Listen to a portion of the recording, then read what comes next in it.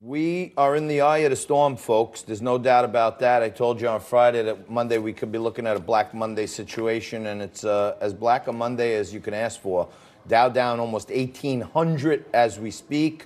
Coming up this morning, if you weren't paying attention, they actually halted trading on the New York Stock Exchange because we hit a circuit breaker level. And one more dip down here, we're going to be at another circuit breaker. A double halt in the same day is going to be a terrible indicator. The rest of the world is watching. So stay calm and don't panic, but watch out and have some cash ready because there could be some tremendous buying opportunities.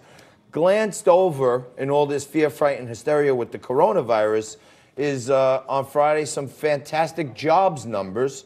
Analysts and predictors were looking for 175,000 jobs. Turned out 275,000 jobs. So while all this stuff is happening on the global and the macros, it still looks like people are getting back to work here in America.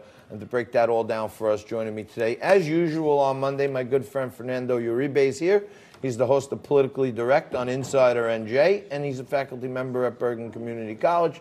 Fernando, you know, everybody's talking, screaming the markets, the corona, the oil, the OPEC, but right here in the homeland, the numbers are looking good on the jobs front. They absolutely are, and it was interesting to see that the Department of Labor putting these numbers out despite all of the hysteria concerning the coronavirus. And listen, we're talking about over 275,000 brand new jobs. And let me just give you a breakdown here because there were some sectors that really saw significant gains here. We saw the healthcare industry and also social assistance industries gain over 57,000 new jobs. We saw healthcare. We also saw hospitality and nightlife also grow. And I understand that right now tourism is taking a hit, John, because of the coronavirus outbreak. But again, as you mentioned before early in the program, it'll be getting warmer soon. Hopefully this pandemic will be under control. And we're seeing that the CDC and that the president right now and his team led by Vice President Pence is taking the initiative on this project. So again, I think that with this jobs growth, we're seeing that while there's some sort of instability right now with the market, people are going back to work. And again, this sort of only reinforces the president's narrative in an election year where Democrats seem to have no answers on the economic fronts, only about free this, free that, social justice this, social justice that. And that's not going to win over sort of Midwest and Southern voters, John. Now, Trump, you know, he's coming on there from the how, you know, he mishandled this, there's mixed messages. He put out a tweet, I think this morning or yesterday night. He put out a tweet that kind of broke it down pretty simple. Last year, 37,000 Americans died from the common flu. It averages between 27,000 and 70,000 a year. Nothing is shut down.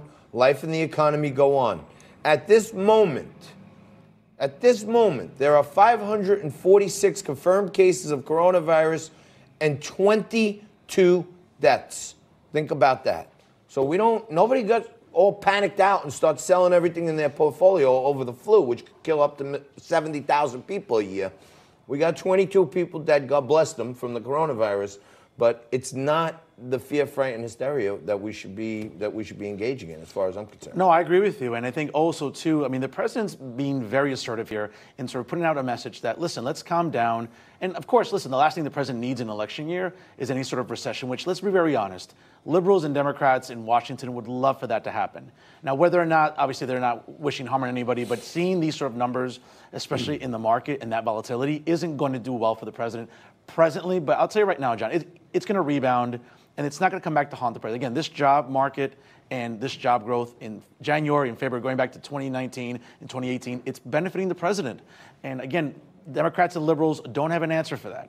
They can certainly go about sort of like a lot of these social justice policies that resonate with their base, but that's not going to win over people, John, for the rest of 2020. And now we're talking about, you know, the two big horses, you know, Joe Biden and Bernie Sanders. I mean, you couldn't have two polar opposites in the Democratic Party, and they're espousing very unrealistic policies. And again, they have no answers for the market. They have no answers for the economy and job growth. And this is, once again, something that's the president can ride all year long going into the election season. Are they two horses or are they two old gray mares? Because it looks like, you know, the party of diversity, they elected all these women in the midterms, all these minorities, all these great freshmen.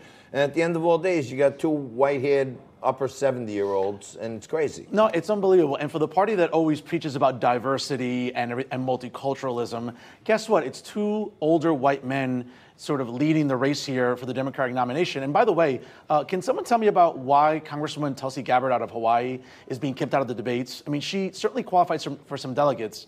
And again, isn't the Democratic Party all about empowering minorities and women, and especially women of color? Why isn't Tulsi Gabbard going to be invited to the next debate, John? I think it's egregious, it's outrageous, it's preposterous as far as I'm concerned. You know, Frankie and I were talking about this a little earlier, but the bottom line is, in any other case, when a woman was discriminated against or left out, the left wing would be going wild. Feminists, you know what I'm saying? Where are the feminists right now? They? Where's the women's movement walking around with their costumes and all this stuff? Where are they saying, why did you change the rules to discriminate against Tulsi Gabbard? It's kind of weird, right? They're like hypocrites. No, it is. And it's interesting because when you hear about Elizabeth Warren's campaign crashing and burning, and also Kamala Harris's late last year, of course, you know, the first outcrying accusation is, well, it's sexism, it's misogyny, it's the toxicity of the patriarchy. No, it's not. They're bad candidates with bad ideas.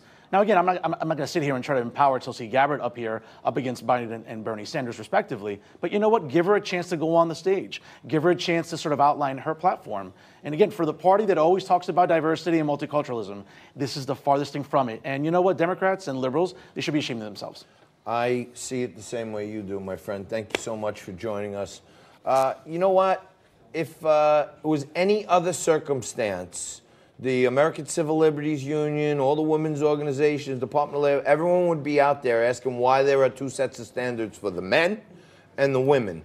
So this just tells me the establishment knows they don't want Tulsi Gabbard taking one vote from Joe Biden, so they're knocking her out of even the debates because she's young, she's energetic, she's a fighter, she's a former military veteran, a decorated veteran. She may strike a blow on Joe Biden that knocks him out like Elizabeth Warren did. Fernando, thank you so much. Thank you for being there, but don't go anywhere.